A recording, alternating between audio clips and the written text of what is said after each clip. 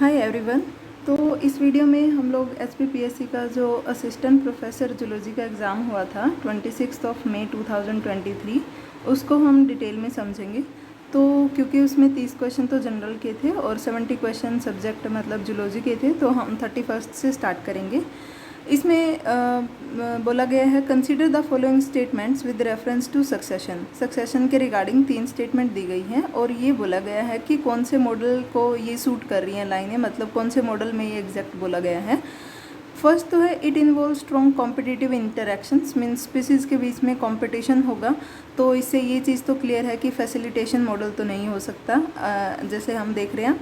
Next है no one species is completely superior to another, and third one is the next successional species make the site less stable for both early as well as the late successional species. तो ये लाइनें पढ़ के तो लग रहा है कि इनहिबिशन मॉडल है, क्योंकि सक्सेशन के 3 मॉडल हैं। सबसे पहले वाला में फैसिलिटेशन मॉडल में बोला गया है कि एक पर्टिकुलर इकोसिस्टम में जो भी स्पीसीज़ रह रही है वो दूसरी स्पीसीज़ को फैसिलिटेट करेगी एंड वाइस वर्सा। जितने भी स्पीसीज़ होंगी वो कोऑर्डिनेटिव वे में रहेंगी वहाँ पे एंड एक दूसरे के लिए फेवरेबल प्रूव होंगी। नेक्स्ट जो सेकंड मॉडल है that is tolerance model. Tolerance facilitation का अपोजिट है। टॉलरेंस में बोला गया है कि जो एक पर्टिकुलर टाइम पे स्पीसीज़ है वो दूसरी स्पीसीज़ को ना तो इनहिबिट करेगी ना ही फैसिलिटेट करेगी, बस वो टॉलरेट करेंगी। मीन्स उस जो सेकंड स्पीसीज़ है उसकी वजह से जितने भी इकोलॉजी उस इकोसिस्टम में चेंजेस आएंगे उसको टॉलरेट करके उस एनवायरनमेंट में सर्वाइव करेगी and vice versa. Third inhibition model था। इनहिबिशन में बोला गया कि जो पर्टिकुलर स्पीसीज़ इस टाइम पे रह रही है वो अपने से पहले वाली स्टेज को और अपकमिंग स्टेज के जितने भी चांसेस हैं उसको कम करेगी। वो सिर्फ अपने लिए सर्वाइव करेगी, ऐसी कंडीशंस क्रिएट करेगी कि जो अदर स्पीसीज़ हैं उनको वो इनहिबिट करे और उस पर्टिकुलर टाइम पे जितने भी स्पीसीज़ होंगे सबके बीच में कंपटीशन एग्जिस्ट करेगा। तो इसलिए इसका आंसर हो जाएगा सेकंड। नेक्स्ट है 32nd क्वेश्चन। तो इसमें मैच द फॉलोइंग करने हैं, मतलब जो इस साइड दिए गए हैं एक्यूरेटली हमें उस साइड से लिस्ट 2 से मैच करने हैं। सबसे पहले ट्रू प्रेडेटर का है, तो इसमें हम लोग मैच करेंगे डी वाला कि वो अपने प्रे को इमीडिएटली किल कर देते हैं। नेक्स्ट है ग्रेजर का। जैसे ट्रू प्रेडेटर में हम लोग एग्जांपल पढ़ते हैं लायन और स्नेक का। लायन और स्नेक प्रेडेटर होते हैं और लायन जैसे अपने प्रे जो कि डियर है उस पर फीड करता है, सबसे पहले उसको मारता है देन उस पर फीड करता है। स्नेक भी ऐसे ही करता है, वो अपने प्रे जो कि रैट होते हैं यूजुअली तो उनको पहले मारता है देन उन पर फीड करता है। नेक्स्ट अगर हम ग्रेजर की बात करें तो यूजुअली हम देखते हैं जो हॉर्स और कैटल्स होती हैं, ग्रेजर्स होती हैं, ये क्या करती हैं जब ये ग्रेज कर रही होती हैं ग्रास को तो ये उसका पूरा पार्ट नहीं खाती हैं, उसका थोड़ा सा पार्ट खाती है और उनको बहुत सारा फूड चाहिए, बहुत सारा अमाउंट चाहिए फूड का। तो इसलिए इसके अकॉर्डिंग सी वाला ऑप्शन करेक्ट हो जाएगा। They attack large number of prey one after another during their lifetime but remove only a part rather than whole prey. Next है पैरासाइट। पैरासाइट हमें पता है क्योंकि वो होस्ट के अंदर भी रह सकता है और उसके ऊपर भी रह सकता है, इसलिए वो उसको मारेगा नहीं, बिकॉज अगर वो उसको इमीडिएटली किल कर देगा तो वो बेनिफिट कहाँ से लेगा, फिर तो इमीडिएटली नहीं करता है। बट जो होस्ट है उसको नुकसान ज़रूर होता है, मतलब होस्ट को पैरासाइट का नुकसान होता है बट वो लिथल नहीं है इतना ज़्यादा, तो इसलिए ए वाला ऑप्शन करेक्ट होगा। They consume part of their prey and their attack are typically harmful but rarely lethal. Next है पैरासिटॉइड। पैरासिटॉइड मेनली इंसेक्ट्स होते हैं जिनकी one of the developmental stage किसी भी होस्ट पर पैरासाइट्स होती है और अल्टीमेटली उसको मार देती है, तो इसमें बी ऑप्शन करेक्ट हो जाएगा। तो 32nd का ऑप्शन हो जाएगा बी। नेक्स्ट है 33। The vector design to replicate in the cells of the 2 different species are called. इनको शटल वेक्टर बोलते हैं, इसका ऑप्शन होगा शटल वेक्टर, क्योंकि शटल वेक्टर का नाम ही इसलिए दिया गया है क्योंकि वो 2 डिफरेंट टाइप ऑफ होस्ट में सर्वाइव कर सकता है, बिकॉज उसमें 2 डिफरेंट टाइप ऑफ होस्ट के ओरी होते हैं, मीन्स ओरिजिन ऑफ रेप्लिकेशन वो सीक्वेंस होते हैं, इसीलिए उसको कोई भी डिफ़िकल्टी नहीं होती इन द बोथ स्पीसीज।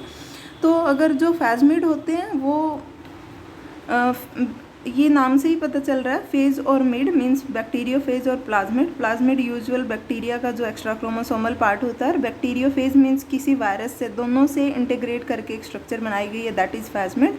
ये एक तरीके का क्लोनिंग वेक्टर है। अगर हम फैजेमिड की बात करें, फैजेमिड भी ऐसे ही होते हैं, बैक्टीरिया और प्लाज्मिड इसमें ये दोनों की ओरी कंटेन करता है। शटल वेक्टर को बाइफंक्शनल वेक्टर भी बोलते हैं। ये एक्चुअल में तो एक मॉडिफाइड प्लाज्मिड ही होता है, या फिर मॉडिफाइड फैजमिड भी बोल सकते हैं, और ये eukaryotes as well as bacteria दोनों में ही खुद को एक्सप्रेस कर सकता है। तो इसका आंसर हो जाएगा सी। नेक्स्ट है 34, DNA of a bacterium is not cleaved by its own restriction enzyme because the recognition DNA sequences are. इसका आंसर हो जाएगा मिथाइलेटेड, क्योंकि ऐसा इसलिए होता है, हमने रेस्ट्रिक्शन एंडोन्यूक्लियस एंजाइम्स के नाम सुने होंगे, जैसे इकोराई 1, हिंद 2, ये यूजुअली बैक्टीरिया से आइसोलेट किए जाते हैं और ये बैक्टीरिया में नेचुरली मिलते हैं, बट बैक्टीरिया में इनका अलग काम होता है। मान लो बैक्टीरिया पे किसी अदर मतलब ऑर्गेनिज्म ने अटैक किया, लाइक बैक्टीरियोफेज वायरस वगैरह ऐसे, या फिर अदर कोई भी फॉरेन DNA का पार्टिकल उसके अंदर एंटर कर गया, तो वो बैक्टीरिया एक डिफेंस मैकेनिज्म के फॉर्म में इन एंजाइम्स की हेल्प से उस DNA को डिग्रेड कर देता है, फ्रेगमेंट्स में ब्रेक कर देता है। तो बैक्टीरिया इन एंजाइम्स को अलग स्ट्रैटेजी में यूज़ कर रहा है, अलग मैकेनिज्म के थ्रू यूज़ कर रहा है कि वो अपनी खुद के बॉडी को प्रोटेक्ट कर सके from the any other foreign particle और the bacteriophage like that. But वो उसका खुद का DNA क्यों नहीं उससे मीन्स फ्रेगमेंट में ब्रेक हो रहा, क्योंकि उसके खुद के DNA के जो सीक्वेंस हैं, जहाँ पे मीन्स जो सीक्वेंस प्रोन्स है वो मिथाइलेटेड है, और इसीलिए वो खुद के सीक्वेंस बच जाते हैं और हम उनको आइसोलेट कर लेते हैं उन स्पेसिफिक एंजाइम्स को, और बायोटेक्नोलॉजी की हेल्प से हम variety of the uses means variety of the benefits लेते हैं। नेक्स्ट है 35, name the mosquito borne disease caused by viral pathogen.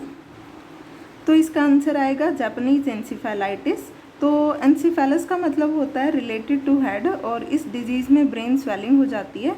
इसमें जो वेक्टर होता है वो क्यूलेक्स मॉस्किटो होता है।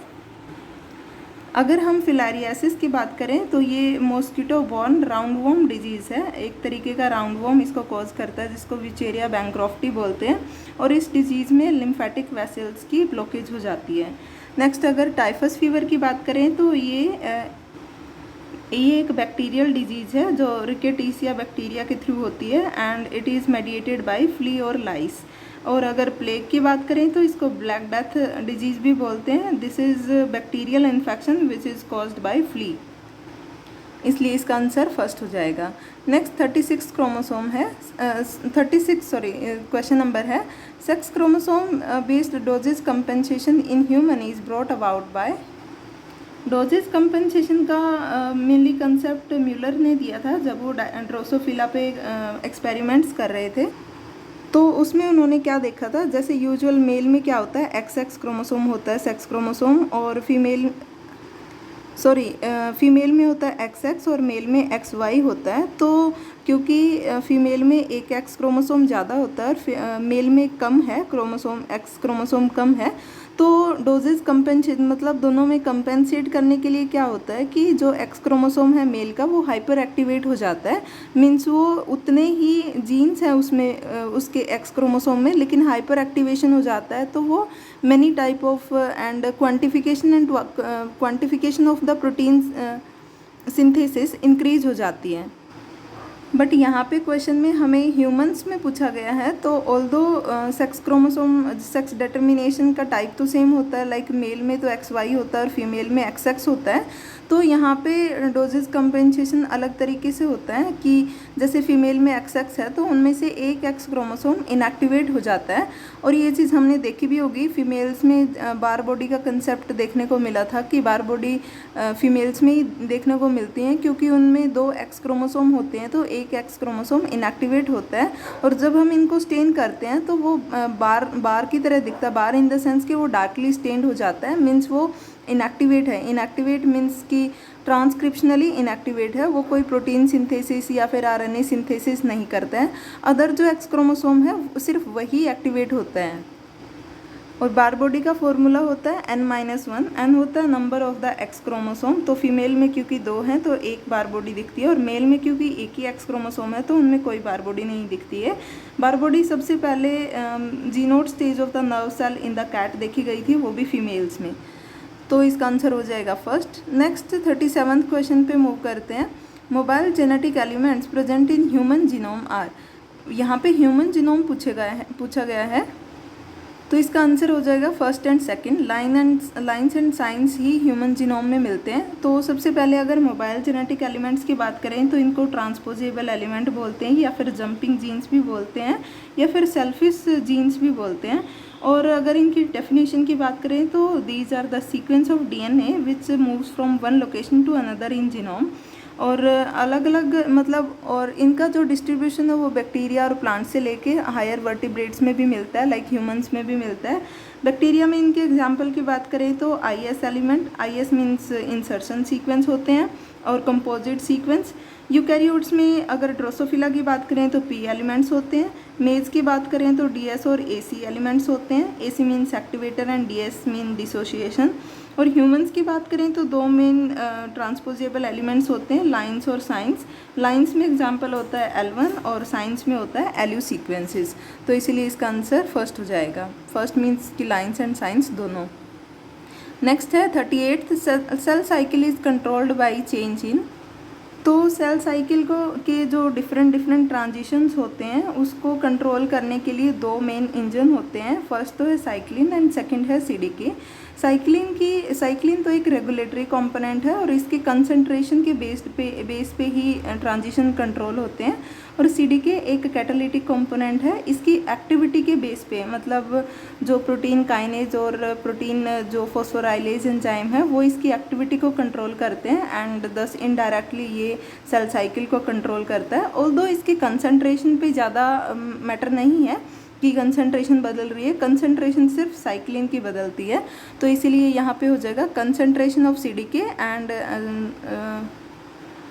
Concentration of cyclin and activity of CDK. CDK की कंसंट्रेशन चेंज नहीं होती, वो एज इट इज़ ही रहते हैं, बल्कि वो बस एक्टिवेट इनएक्टिवेट ऐसे होते रहते हैं।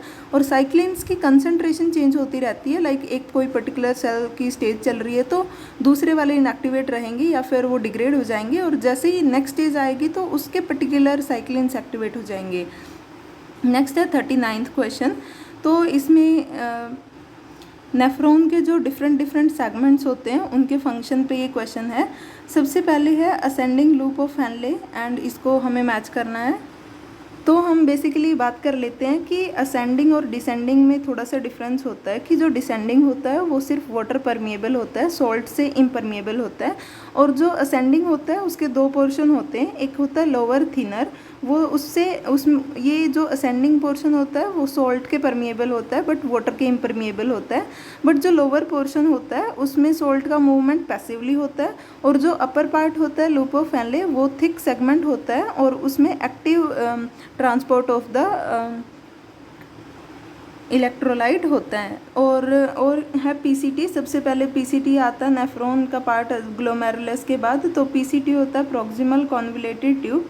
यहाँ पे जो ग्लूकोज और अमाइनो एसिड अगर वो फिल्टर हो गए हैं तो उनका रीअब्जॉर्प्शन होता है। तो और इसकी जो लाइनिंग होती है वो simple cuboidal brush border epithelium होती है। नेक्स्ट अगर हम कलेक्टिंग डक्ट की बात करें तो हमें पता ही last portion of the nephron होता है और ये एक मेन रीजन है जहाँ पे water content of the urine determine होता है। अगर वो बहुत ज़्यादा डाइल्यूट है तो रीअब्जॉर्प्शन हो जाता है, अगर बहुत कंसनट्रेटेड है तो बैक इफ्लक्स भी हो जाता है, मीन्स उसमें रिलीज ऑफ वाटर भी हो सकता है। तो अगर इस इंफॉर्मेशन के बेस पे अगर हम मैच करें तो असेंडिंग लूप ऑफ हेनले में आएगा passive efflux of sodium means fifth वाला। Then descending loop of Henle में आएगा fourth one passive entry of sodium.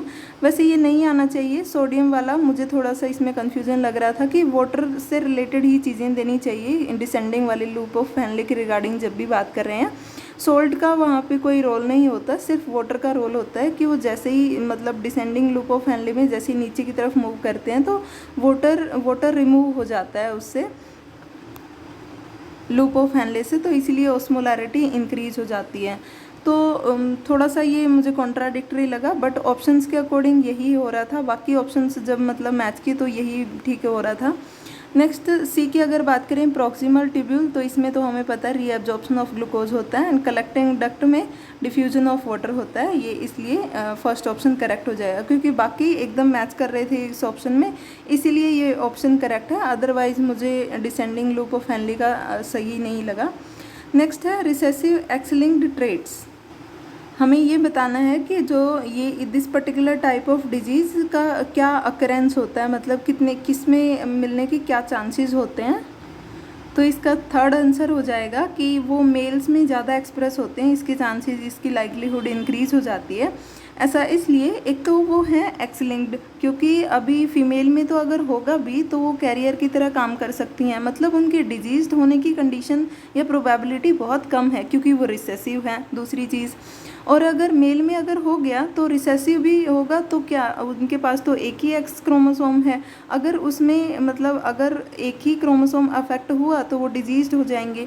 लेकिन फीमेल तो अगर एक में हो भी गया तो दूसरा एक्स क्रोमोसोम उनके पास है तो वो कैरियर हो सकती हैं, लेकिन डिजीज्ड होने की कंडीशन उनकी या फिर प्रोबेबिलिटी बहुत कम होती है। तो इसलिए थर्ड ऑप्शन करेक्ट हो जाएगा। अब जैसे सेकंड ऑप्शन बोला are never expressed in female, never तो नहीं हो सकता। अगर कैरियर अगर फीमेल कैरियर है और मेल डिजीज्ड है, अगर इनकी मैरिज होती है तो उनके जो ऑफस्प्रिंग्स होंगे उनमें फीमेल्स के डिजीज़ होने के चांसेस हो जाते हैं। और अगर ये है कि are passed from father to their son, तो फादर से सन में पास होने की प्रोबेबिलिटी बहुत कम होती है, लेकिन फादर से डॉटर में जाने की प्रोबेबिलिटी ज़्यादा होती है और वो डॉटर फिर कैरियर होगी। नेक्स्ट क्वेश्चन है 41 इसमें चार स्टेटमेंट दी हुई हैं और हमें बताना है कौन सा सही है। बेसिकली इसमें लिपोप्रोटीन्स के बारे में बताया गया है, क्योंकि लिपोप्रोटीन्स डिफरेंट टाइप्स की होती हैं, मेनली 4 तरीके की होती हैं, तो उन्हीं के कैरेक्टरिस्टिक्स के बारे में बोला गया है। सबसे पहला है chylomicron produced by intestinal mucosal cell are the largest lipoprotein particles in the blood. Next is lipoproteins are synthesised in liver. Third is high density lipoprotein remove cholesterol from tissues and carry to the liver. Fourth is low density lipoprotein transport cholesterol to the fat cell. अब हमें बताना है कि कौन सी statement सही है। तो सबसे पहले तो लिपोप्रोटीन्स की बात करें तो ये लिपिड और प्रोटीन की एसोसिएटेड स्ट्रक्चर होती है that is synthesised by liver, और इसकी हेल्प से जो मतलब कोलेस्ट्रॉल एस्टर है, कोलेस्ट्रॉल है, फॉस्फोलिपिड और ट्राइग्लिसरॉल जो कि हाइड्रोफोबिक पार्ट होता है, तो इसको जब ब्लड में पास होना होता है, ट्रांसपोर्ट होना होता है, तो ये सारे कॉन्स्टिट्यूएंट एक स्ट्रक्चर में असेंबल हो जाते हैं विद प्रोटीन्स, तो उस स्ट्रक्चर को बोलते हैं लिपोप्रोटीन्स, और इस स्ट्रक्चर के थ्रू ही वो ब्लड में ट्रांसपोर्ट होते हैं। अब क्योंकि जो ब्लड है उसका नेचर तो हाइड्रोफिलिक होता है, इसीलिए this particular type of structure की फॉर्मेशन नेसेसरी होती है। अब ये 4 अलग अलग तरीके की हो सकती है depending upon the concentration of this lipid soluble content, अगर ये ज़्यादा है कम है उसके बेस पे। तो सबसे पहले है chylomicron. Chylomicron largest in size होता है, और ये जब मतलब हम कुछ खा रहे होते, कुछ फूड खाया हमने, इंटेस्टाइन में एब्जॉर्ब हुआ, तो जितना लिपिड है वो इसकी फॉर्म में ट्रांसपोर्ट होता है, मतलब जब लिपिड एब्जॉर्ब हो जाता है तो वो काइलोमाइक्रोन स्ट्रक्चर बनाता है, उसके थ्रू ही ट्रांसपोर्ट होता है from the intestine to various part of the body and specially liver. तो काइलोमाइक्रोन लार्जेस्ट इन साइज़ होता है और इंटेस्टाइन से लिवर की तरफ मूव करता है, तो फर्स्ट स्टेटमेंट तो करेक्ट हो जाती है। नेक्स्ट भी लिपोप्रोटीन लिवर में सिंथेसाइज होते हैं, ये बात भी ठीक है। फिर है हाई डेंसिटी और लो डेंसिटी की बात, तो काइलोमाइक्रोन फर्स्ट टाइप है, VLDC means very low density lipoprotein, second one, third one is low density lipoprotein and fourth one is high density lipoprotein HDL। तो अगर हम बात करें, ये जो डेंसिटी की बात बोली गई है, very low density, high density, low density, इसका मतलब है किसी भी लिपोप्रोटीन पार्ट में अगर लिपिड पार्ट ज़्यादा होगा तो उसकी डेंसिटी उतनी ही कम होगी, और अगर प्रोटीन पार्ट जितना ज़्यादा होगा उसकी डेंसिटी उतनी ही ज़्यादा होगी। तो इनका एक पूरा साइकिल होता है, सबसे पहले हम वो समझ लेते हैं। जैसे काइलोमाइक्रोन गए इंटेस्टाइन से लिवर की तरफ, इसमें बहुत सारा कोलेस्ट्रॉल है। सेकंड नंबर पे आते हैं हाई डेंसिटी लिपोप्रोटीन, मतलब इनमें कोलेस्ट्रॉल बहुत कम है और प्रोटीन्स की कंसंट्रेशन ज़्यादा है, तो इनको गुड कोलेस्ट्रॉल भी बोलते हैं। ये क्या करते हैं, ब्लड में जितना भी कोलेस्ट्रॉल होता है उसका रीअपटेक करके और लिवर को ट्रांसपोर्ट करते हैं, मतलब जितना भी कोलेस्ट्रॉल होगा थोड़ा बहुत, इसीलिए इसको हाई डेंसिटी बोलते हैं, क्योंकि कोलेस्ट्रॉल कम है तो वो लिवर में चला जाता है। हाई डेंसिटी लिपोप्रोटीन, यहाँ से लिवर में अभी एक LDL स्ट्रक्चर बनती है, मीन्स लो डेंसिटी लिपोप्रोटीन, क्योंकि लिवर हाई डेंसिटी लिपोप्रोटीन को लेके उसमें जितने भी कोलेस्ट्रॉल एस्टर लिवर के पास हैं उनको डिपॉजिट कर देता है और इस स्ट्रक्चर को फिर बोलते हैं एलडीएल। अब ये एलडीएल लिवर से रिलीज होती है और various type of peripheral tissues तक जाती है, लाइक स्केलेटल मसल या फिर एडिपोज टिश्यू।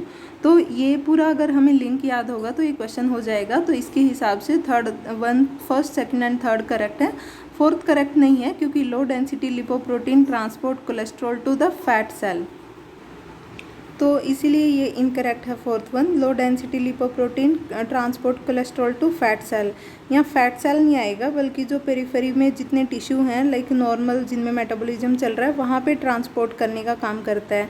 इससे पहले शायद मैंने एडिपोज टिश्यू बोला है, तो वो एडिपोज टिश्यू नहीं आएगा, वेरियस पेरिफेरल ऑर्गन और टिश्यू आएगा। नेक्स्ट क्वेश्चन है 42, acid precipitation is the result of human modification of, तो इसका आंसर आएगा nitrogen and sulphur cycle, third one. क्योंकि ऐसा इसलिए है, सबसे पहले एसिड प्रेसिपिटेशन क्या होता है, एसिड रेन को ही बोलते हैं, बिकॉज ऑफ लो पीएच इसको एसिड रेन बोल रहे हैं। और जैसे सल्फर और नाइट्रोजन साइकिल क्यों इफेक्ट होती है, क्योंकि पावर प्लांट से मान लो एक्सेसिव अमाउंट ऑफ अगर SO2 निकल रही है, और सेकंड केस में अगर बहुत ज़्यादा बर्निंग ऑफ फॉसिल फ्यूल्स हो रहा है तो नाइट्रोजन ऑक्साइड निकलती है। जब ये दोनों वाटर से या फिर ऑक्सीजन से रिएक्ट करते हैं तो SO2 रिएक्शन करके H2SO4 बना लेता है, नाइट्रोजन ऑक्साइड रिएक्शन करके HNO3 नाइट्रिक एसिड बना लेते हैं।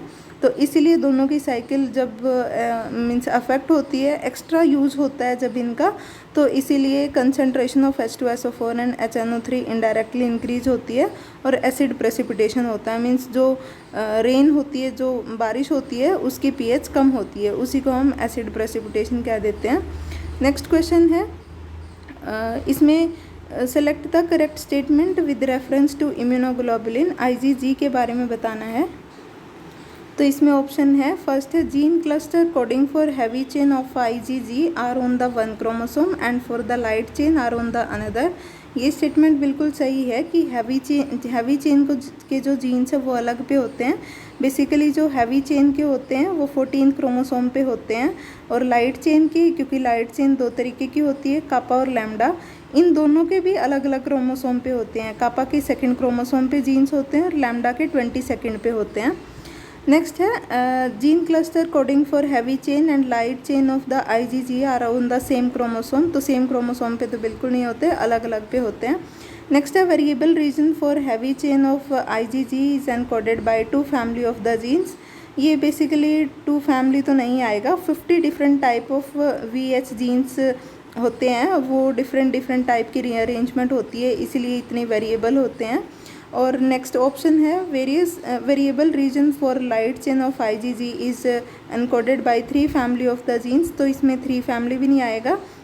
जो लाइट चेन होती है, अगर हम कापा की बात करें तो 40 different type of VK segments होते हैं, VK मीन्स कापा V जीन्स होते हैं, और 30 डिफरेंट टाइप ऑफ लैम्डा में होते हैं वेरिएबल रीजन के जीन्स, तो इसीलिए फर्स्ट स्टेटमेंट करेक्ट हो जाएगी।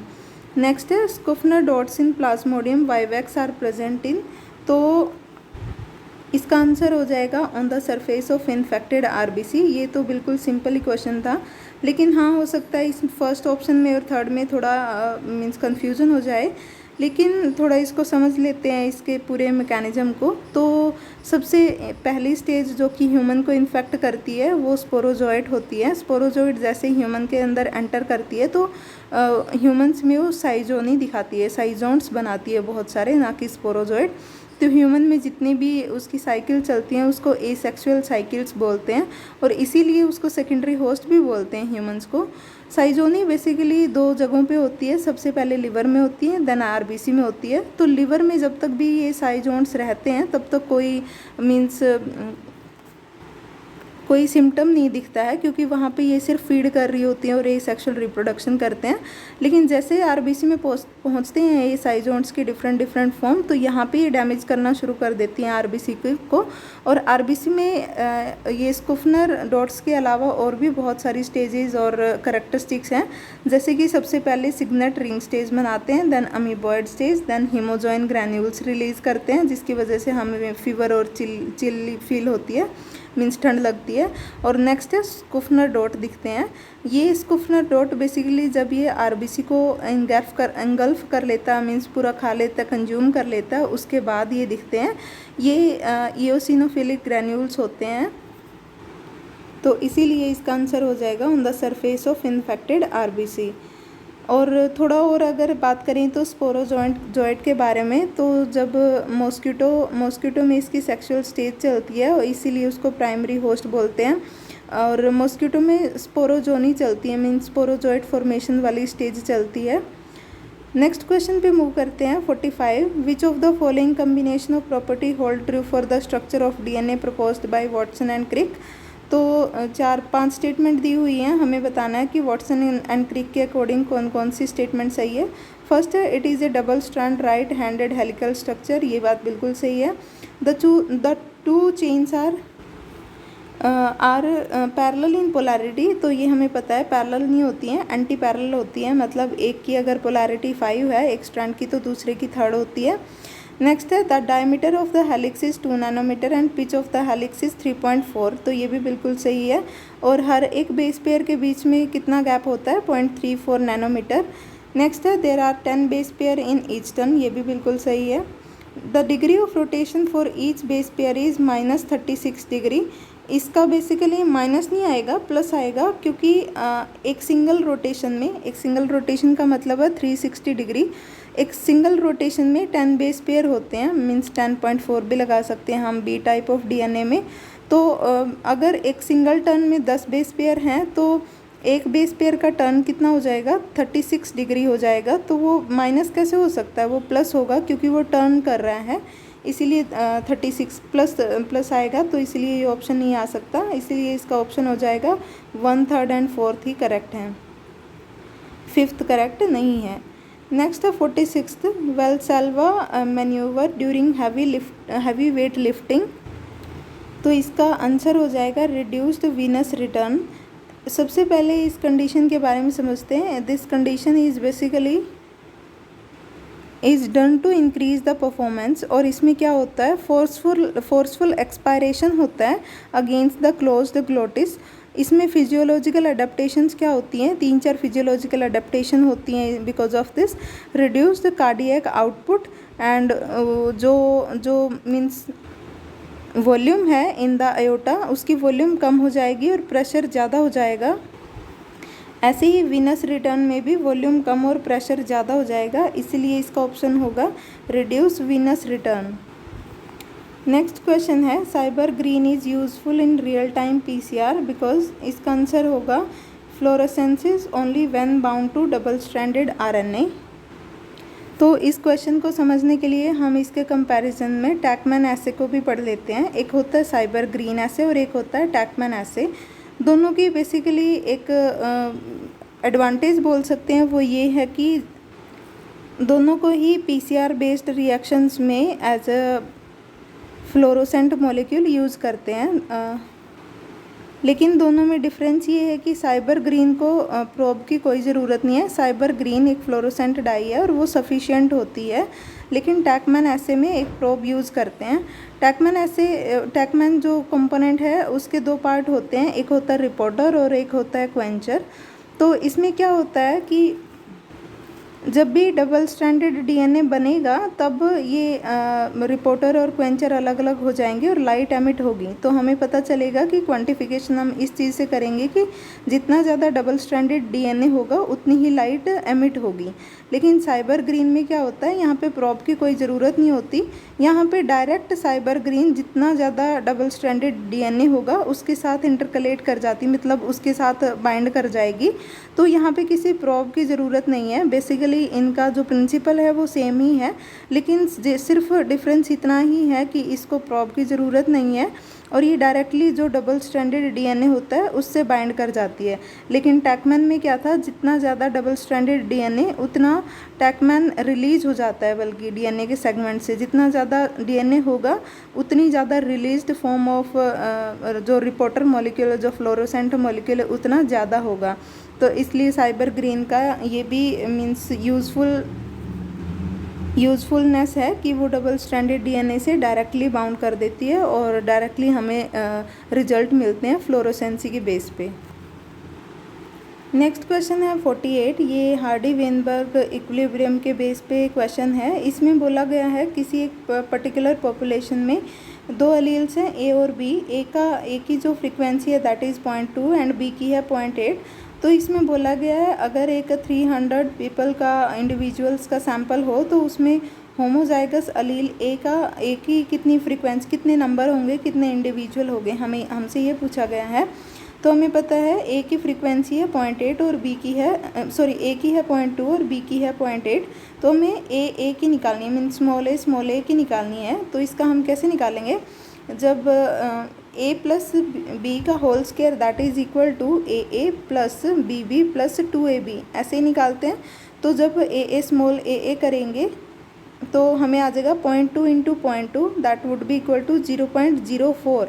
ये तो हुआ हमारा परसेंटेज, मतलब इतना होगा। अगर हम इसको 300 से मल्टीप्लाई करेंगे तो डायरेक्टली 12 आ जाएगा। मीन्स 300 में 12 इंडिविजुअल्स का जो जीनोटाइप होगा वो ए होगा, स्मॉल ए। अगर हमें बी की निकालनी होती है, अगर ऐसे ही होमोजाइगस एलील बी की, तो हम करते 0.8 इंटू 0.8 दैट वुड बी 0.64। और अगर हमें 300 में हमें इसकी फ्रीक्वेंसी निकालनी है, मीन्स जीनोटाइप निकालना है, तो हम 0.64 को 300 से मल्टीप्लाई कर देते, 192 आ जाता। ऐसे ही अगर हमें बोला जाता कि हेट्रोजाइगस की बताओ कितनी आएगी, तो 2ab के अकॉर्डिंग करते 2ab 2 इंटू 0.8 इंटू 0.2 इसका आता 0.32। और हमें 300 मीन्स इंडिविजुअल्स में पूछा गया तो 0.32 को 300 से मल्टीप्लाई कर देते तो 96 आ जाता। लेकिन यहाँ पे ए की पूछी है तो 12 आंसर हो जाएगा। नेक्स्ट है name the potential ovary determining gene on an autosome. तो इसका आंसर हो जाएगा फर्स्ट वन WNT4। क्योंकि इसको समझने के लिए एक ग्राफ समझ लेते हैं छोटा सा। वो ऐसे है कि 3 जीन्स होते हैं मेन, जो कि गोनैड्स के डिफरेंशिएशन में सबसे मेन इम्पोर्टेंट रोल प्ले करते हैं और ये बोथ टाइप ऑफ सेक्स में मिलते हैं।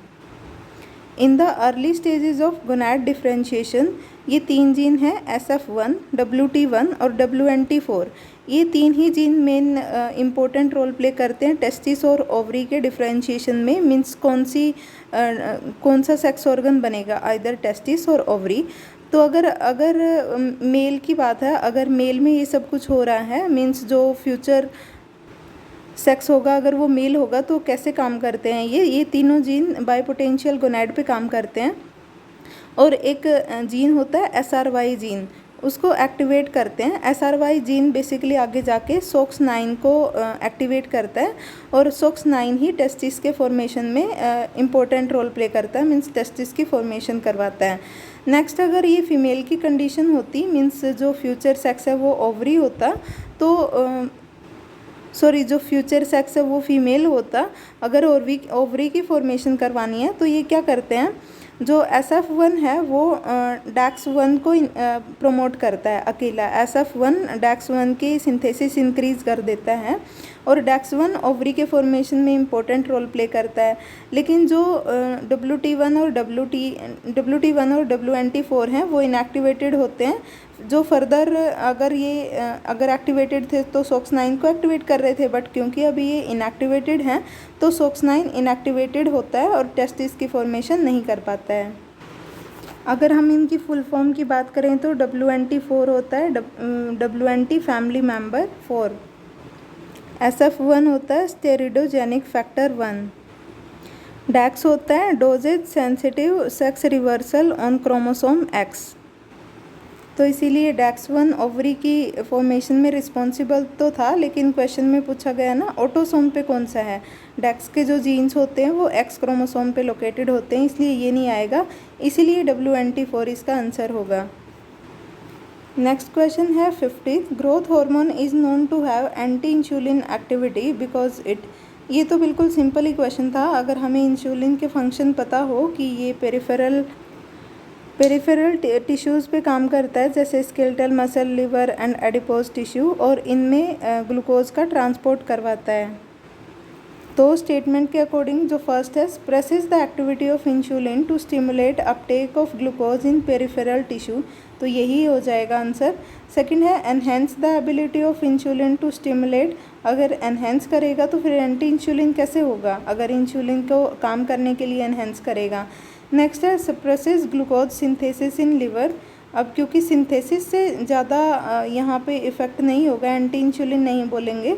नेक्स्ट है स्टिमुलेट्स इंसुलिन सिक्रीशन, वही बात होगी, ये तो एंटी इंसुलिन नहीं है। नेक्स्ट है 51, if a protection of species indirectly protects the many other species that make up the ecological community of its habitat then the species is referred to as. अब इसका जब ये पढ़ रहे हैं हम क्वेश्चन, तो इसके कंसेप्ट से ही पता चल सकता है कि इसको अम्ब्रेला स्पीसीज़ बोलेंगे, कि हम लोग एक स्पीसीज़ का हैबिटेट इतना ज़्यादा बड़ा है और उसको प्रोटेक्ट करने के पर्पज़ से हम पूरे हैबिटेट को प्रोटेक्ट कर रहे हैं, जिसकी वजह से अदर स्पीसीज़ भी ऑटोमेटिकली प्रोटेक्ट हो जाती हैं, तो इसीलिए उसको अम्ब्रेला स्पीसीज़ बोलेंगे।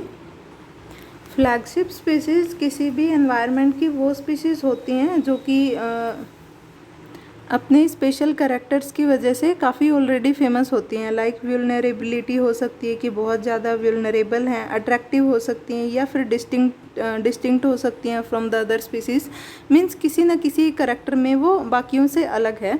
तो उन पर्टिकुलर स्पीसीज़ को हम उठाते हैं और उनको